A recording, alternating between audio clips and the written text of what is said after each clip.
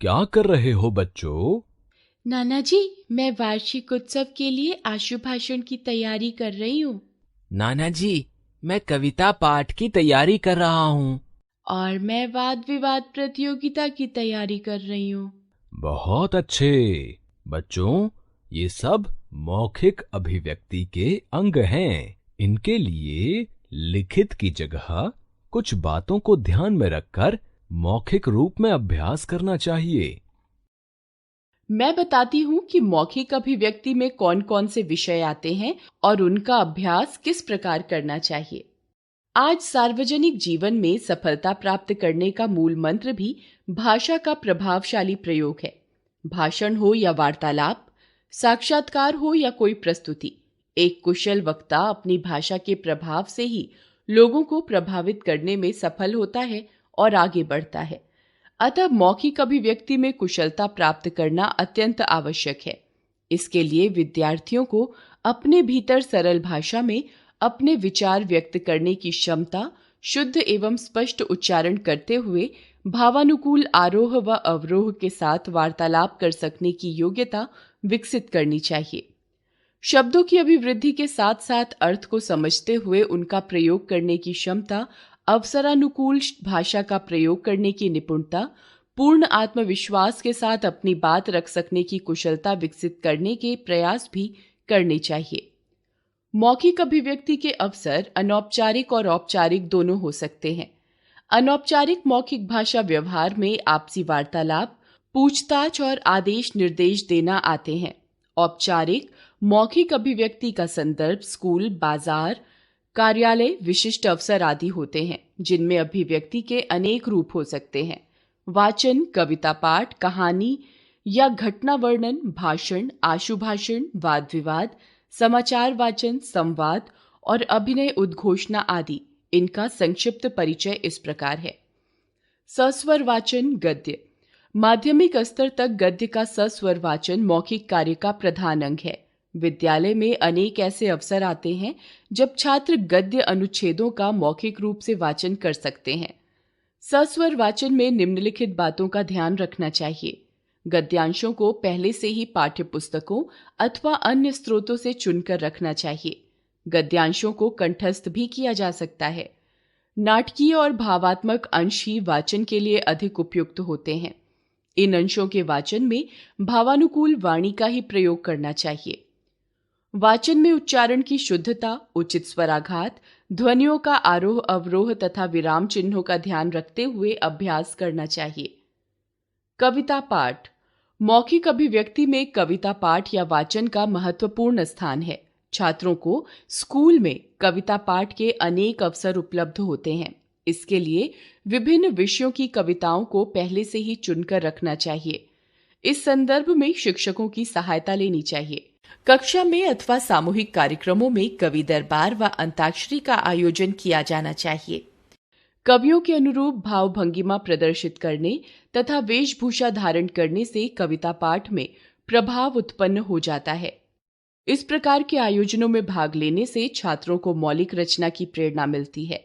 छात्रों को रेडियो और टेलीविजन पर आयोजित होने वाली कवि गोष्ठियों और कवि सम्मेलन आदि कार्यक्रम को अवश्य सुनना और देखना चाहिए। कविता पाठ करते समय निम्नलिखित कुछ बातों का ध्यान अवश्य रखना चाहिए। कविता अच्छी तरह याद होनी चाहिए और प्रस्तुति से पहले ही अभ्यास कर लेना चाहिए। कविता का चयन अवसर के अनुकूल होना चाहिए। कविता का प्रमुख तत्व रस है, अतः रसानुकूल वाणी का प्रयोग आवश्यक है। वीर रस की कविता पूरे उत्साह से ओजस्वी स्वर में पढ़ी जानी चाहिए, न कि मंद गति और उदासीनता के साथ। उच्चारण शुद्ध और स्पष्ट होना चाहिए। उचित यति, गति, लय, तान के अनुसार कविता पढ़नी चाहिए। भाषण। भाषण विद्यालय परिवेश में छात्रों में मौखिक अभिव्यक्ति की कुशलता विकसित करने का सबसे अच्छा माध्यम है। भाषण एक कला है जो निरंतर अभ्यास से निखरती जाती है। प्रारंभिक कक्षाओं से ही छात्रों को इस कला में रुचि दिखानी चाहिए। विद्यालयों में छात्रों के लिए भाषण देने के अनेक अवसर आते हैं। विद्यालय में समय समय पर होने वाले उत्सव, समारोह तथा बाल सभा में अपने मनपसंद विषय पर भाषण देने का अवसर व्यर्थ नहीं गंवाना चाहिए। यह कला छात्रों में आत्मविश्वास और निर्भीकता उत्पन्न करती है और छात्र शिष्टाचार की अनेक औपचारिकताएं भी सीख जाते हैं। भाषण के लिए निम्नलिखित कुछ बातें ध्यान में रखना आवश्यक है। भाषण के विषय की पूरी जानकारी एकत्रित करनी चाहिए और एक विस्तृत रूपरेखा बना लेनी चाहिए। हो सके तो भाषण को याद करके प्रस्तुत करना चाहिए, क्योंकि लिखित भाषण अधिक प्रभाव नहीं डालते। भावों और विचारों में क्रमबद्धता होनी चाहिए। भाषा सहज, सरल, सारगर्भित और रोचक होनी चाहिए। भाषण अधिक लंबा नहीं होना चाहिए। लंबे भाषण उबाऊ हो जाते हैं। भाषण देते समय बोलने की गति व स्वर संतुलित होने चाहिए। भाषण देते समय उचित तरीके से अध्यक्ष, निर्णायकों और श्रोताओं को संबोधित करना चाहिए। यथास्थान विनोद एवं हास्यपूर्ण बातें करने से भाषण में सरसता आती है। ध्यान रखें, हास्य और विनोद अवसरानुकूल हो। भाषण देते समय उचित हाव भाव व भाव भंगिमाओं का प्रदर्शन करना चाहिए, किंतु कृत्रिम और अनावश्यक लटकों झटकों से बचना चाहिए। आशु भाषण। भाषण की भांति आशु भाषण भी मौखिक अभिव्यक्ति का एक रूप है, जिसके द्वारा छात्रों में भाषाई कौशल के विकास के साथ साथ आत्मविश्वास, धैर्य, तुरंत बुद्धि जैसे गुणों का विकास होता है। भाषण का विषय तो पहले से ही दिया जाता है, जिससे छात्र आवश्यक तैयारी कर लेते हैं। आशु भाषण में तत्काल दिए गए विषय पर बोलना होता है, अतः तैयारी के लिए केवल 2 मिनट का समय होता है। आशु भाषण का उद्देश्य ही यह होता है कि छात्र किसी विषय पर सोचना सीखें और उनमें अधिक से अधिक व्यवस्थित व क्रमबद्ध रूप से विचारों को प्रस्तुत करने की योग्यता उत्पन्न हो। अतः विभिन्न अवसरों पर छात्रों को आशु भाषण प्रतियोगिताओं में भाग लेना चाहिए। वाद विवाद। वाद विवाद का अर्थ है किसी दिए गए विषय या समस्या के पक्ष या विपक्ष में विचार प्रस्तुत करना। वाद विवाद भाषण से सर्वथा भिन्न अभिव्यक्ति है। वाद विवाद में एक व्यक्ति को विषय के एक ही पक्ष में अपने तर्क प्रस्तुत करने होते हैं और विपक्ष के तर्कों को प्रभावशाली ढंग से काटना होता है।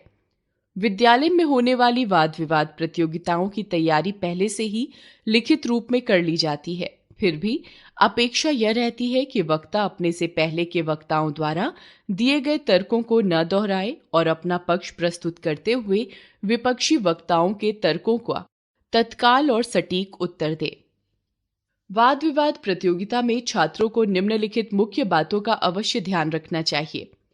वाद विवाद प्रतियोगिता में बार बार अध्यक्ष या निर्णायक मंडल को संबोधित नहीं करना चाहिए। जोर जोर से चीख कर अपनी बात कहना, बहुत अधिक हाथ हिलाना, मेज पीटना आदि आवश्यक नहीं होता। वाद विवाद में मुख की मुद्रा, बोलने में आरोह अवरोह और आत्मविश्वास अधिक महत्वपूर्ण होता है। प्रतिपक्षी के लिए कठोर, अभद्र तथा अपमानजनक शब्दों का प्रयोग नहीं करना चाहिए।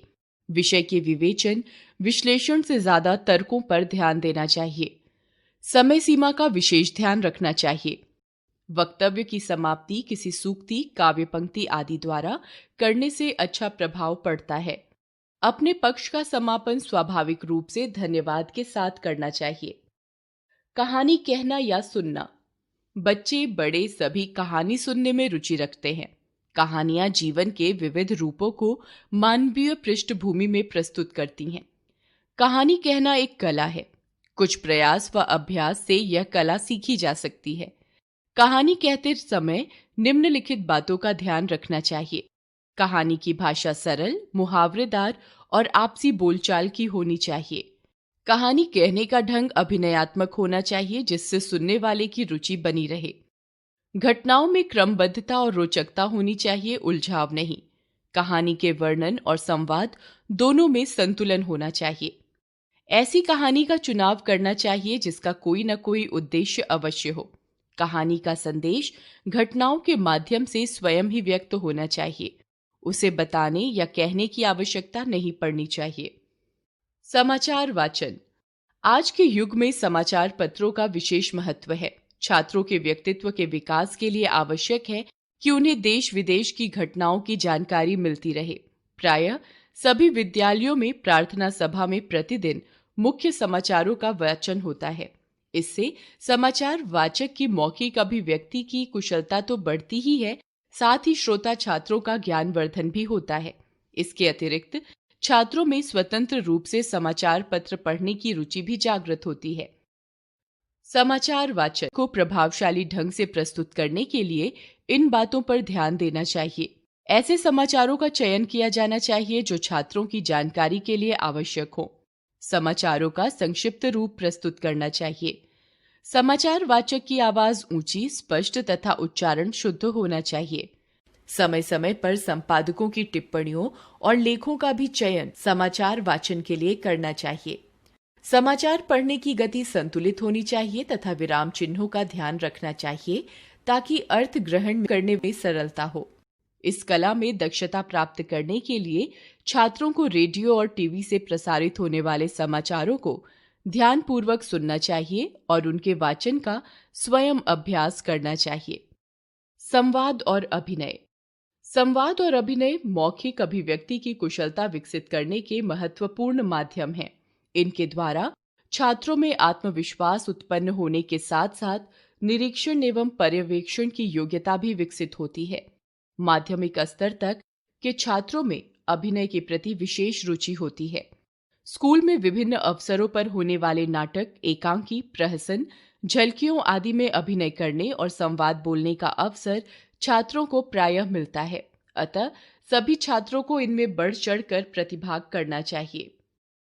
संवाद अथवा अभिनय में छात्रों को निम्नलिखित मुख्य बातों पर विशेष ध्यान देना चाहिए। छात्रों को जिन पात्रों का अभिनय करना हो उनके विषय में उन्हें विस्तार से जानना चाहिए। उनकी चारित्रिक विशेषताओं पर विशेष ध्यान देना चाहिए। छात्रों को पात्रों की विशेषताओं के अनुरूप अंग संचालन, संवादों के प्रस्तुतिकरण एवं मुख मुद्राओं का निरंतर अभ्यास करना चाहिए। पात्रों के स्वभाव एवं शील के अनुरूप संवादों को बोलते समय उनके आरोह अवरोह, किसी विशेष ढंग आदि का ध्यान रखना चाहिए। भाषा की शुद्धता अथवा अशुद्धता का भी पात्रों के चरित्र के अनुसार पालन करना चाहिए। उद्घोषणा। उद्घोषणा करना भी एक कला है। एक कुशल मंच संचालक कार्यक्रम में जान डाल देता है। उसकी सफलता इसी में होती है कि वह दर्शकों को अंत तक कार्यक्रम से बांधे रखे। कार्यक्रम की प्रस्तुति यदि अच्छी न हो तो अच्छे से अच्छा कार्यक्रम भी नीरस हो जाता है। एक उद्घोषक को मंच संचालन करते समय इन मुख्य बातों का ध्यान रखना चाहिए। उद्घोषक को शालीन वेशभूषा में मंच पर आना चाहिए। उद्घोषक को कार्यक्रम से संबंधित पूरी जानकारी होनी चाहिए। उसमें इतनी क्षमता अवश्य होनी चाहिए कि आवश्यकता पड़ने पर अपनी उद्घोषणा में तुरंत परिवर्तन कर सके, दो कार्यक्रमों के बीच के खाली समय को भर सके और दर्शकों का ध्यान अपनी ओर आकर्षित किए रहे। उसे हाजिर जवाब होना चाहिए। उद्घोषक का काम कार्यक्रम व कलाकारों से संबंधित जानकारी देना होता है। उसे अधिक न बोलते हुए कार्यक्रम को तुरंत प्रस्तुत करना चाहिए।